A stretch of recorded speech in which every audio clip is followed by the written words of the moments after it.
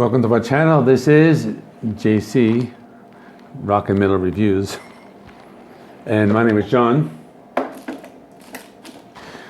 Today I'm going to review the new album by Jerry Cantrell called Brighten, released on October 29th, 2021.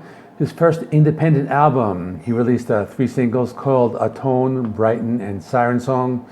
I'll be talking about all those.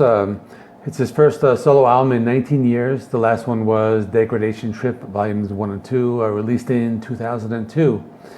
And since then, he's kind of been busy with that second incarnation of Alice in Chains, and they released 3 albums in that time period. Jerry Cantrell, he did the vocals, played guitar, bass, and keyboards on this album. He had a few guest stars. For example, Duff McKagan plays some bass on here. Greg Puciato from the Dillinger Escape Plan, he does some backing vocals. All the songs are original except for the last track, a cover of Elton John's Goodbye. That is from the Madman on the Water album. And this album has 9 songs, runtime of 40 minutes, so I'm not going to waste any time. Let me just go through the songs track by track. So the first song is called Atone. Kind of like Alice in Chains meets Southern rock. It has this like repetitive acoustic guitar riff. It's pretty cool. I really like that one. The vocals are kind of grungy, and the song brings back kind of like a classic Alice in Chains sound. Jerry's vocals, they kind of channel Lane Staley in this one a little bit. Still has the same doomy and dreamy atmosphere with those like wah-wah effects on the guitar. I like the breakdown in the middle of the song where Jerry sings in a more like melodic and natural style. They kind of like change it up a little in the middle. But I do like the Southern rock tone and that riff, and I think it really works well with the song. Next is Brighten, the title track. Completely different than the first one. It sounds more like a bluesy bar tune, but it does have a touch of that like 90s grunge sound. At times it does sound a little like Alice in Chains, like during the modern years, but at this point of the album, he starts to kind of move away from that sound. The song is very well written and catchy. He turns the distortion up on the song and uses some feedback, creates some really nice sound textures. Has a piano in the background, kind of gives this song like a really unique quality. Third song, Prism of Doubt. So this song moves away from that Alice in Chains sound to a more like upbeat tone. Still has that grungy 90s alternative rock sound, kind of like those like late 80s or early 90s Neil Young albums that he made with Crazy Horse. Now I know Neil Young has a completely different vocal style, but it is that like electric guitar sound mixed with that classic rock. Kind of what Jerry captures on the song. He still has some of that Southern rock vibe on this as well. Next is Black Hearts and Evil Done. This is an acoustic rock song mixed with a little of country music flavor. Now in this song, he's just strumming chords. Jerry Cantrell was never really into those like complex songwriting. He's just more into the feeling and the melody. And it's very catchy and memorable. There are some female vocals in the background in the song. And at this point in the album, he's kind of finding his own style, exploring different sounds. When the guitar solo comes in, it's Jerry. He has that signature melodic style with like just enough distortion. Track 5 is Siren Song. So this one has an acoustic intro, kind of has that finger-picked guitar with some electric guitars. Creates a really nice contrast. Song is slow and atmospheric. Song brings back a little of that Alice in Chains sound with that like dark tone of the sound, but I like the slide guitar riffs that come in the middle of the song. The song has lots of melody. It's very memorable. I like the production on the song. You do hear all the instruments like very clearly.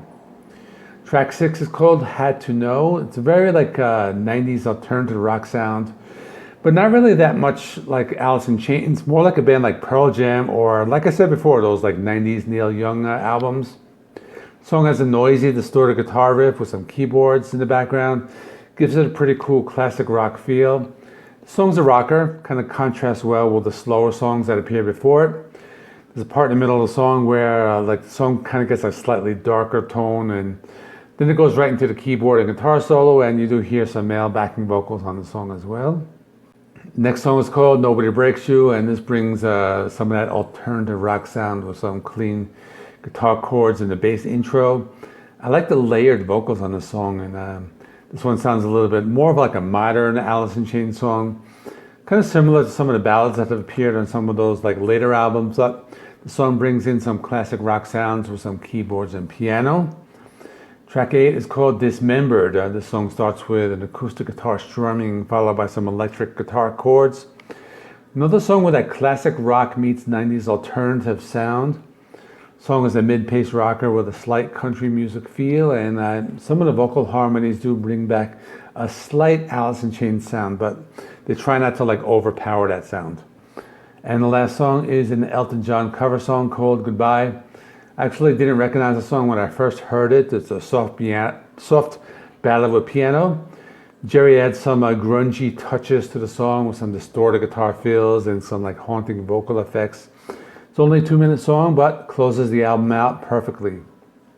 So in conclusion, I like this album a lot. It's not like an Alice in Chains album, but it does retain a lot of those elements that everybody loves about that band that really made him famous.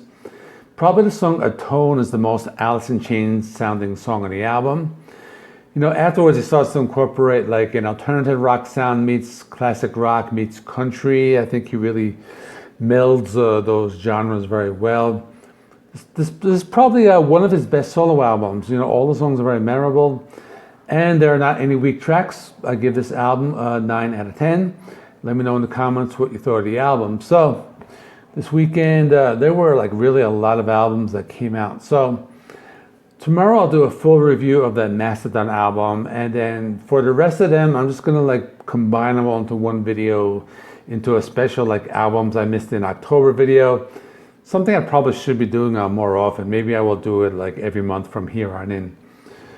And we'll be doing videos for Halloween and for Day of the Dead. And I just found out Limp Bizkit is releasing an album on Halloween, so I'll probably get a full review of that at some point during the week, maybe around Tuesday or Wednesday.